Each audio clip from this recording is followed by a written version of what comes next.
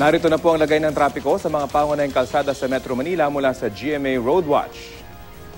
Ang nakikita niyo po ngayon ay live na kuha sa may EDSA Cubao. Yun pong nasa kaliwa ay patungo ng monumento, habang yung nasa kanan ay mga patungo ng Makati. Sa ngayon po ay light to moderate yung magkabilang linya na yan ng EDSA sa may bandang Cubao. Nagkakaroon lang po ng pagsasikip dyan po sa may tapat ng mga bus stations bago po mailalim sa may Cubao Underpass patungo po ng Makati.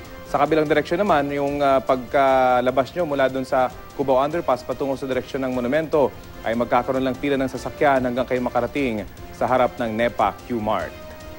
Magtungo naman tayo sa may EDSA Guadalupe. Ito po yung sitwasyon ngayon ng trapiko.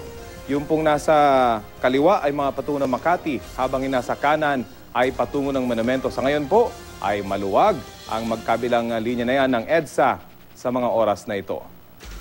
Alamin din natin ang usad ng trapiko sa tulong naman ng ating mga Wazer. Unahin po natin sa CM Recto patungo ng Moraita area. Sa ngayon po ay nagkakaroon lamang ng pagsisikip ng daloy ng trapiko sa may kanto po ng Recto at ng hanggang makarating po kayo na may Calero Street. Medyo masikip po yung daloy ng mga sasakyan dyan. Nasa may 3 kilometers per hour lamang po yung inire-report na average speed ng ating mga Wazers. Yung kabilang direksyon naman po ay walang naire-report na pagsisikip ng daloy ng mga sasakyan ang ating mga Wazer. Samantala sa may EDSA North Avenue naman tayo pumunta.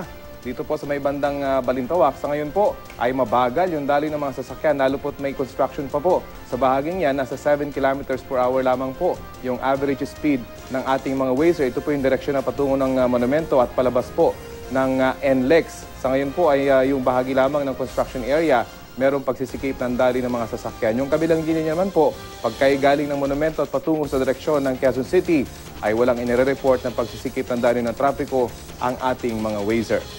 Ito po ang latest mula sa GMA Roadwatch. Para sa iba pang traffic update, bisitahin ang www.imready.ph at ang social media accounts ng IMReadyPH. Magplano para sigurado, I Am Ready, serbisyong totoo ng GMA News.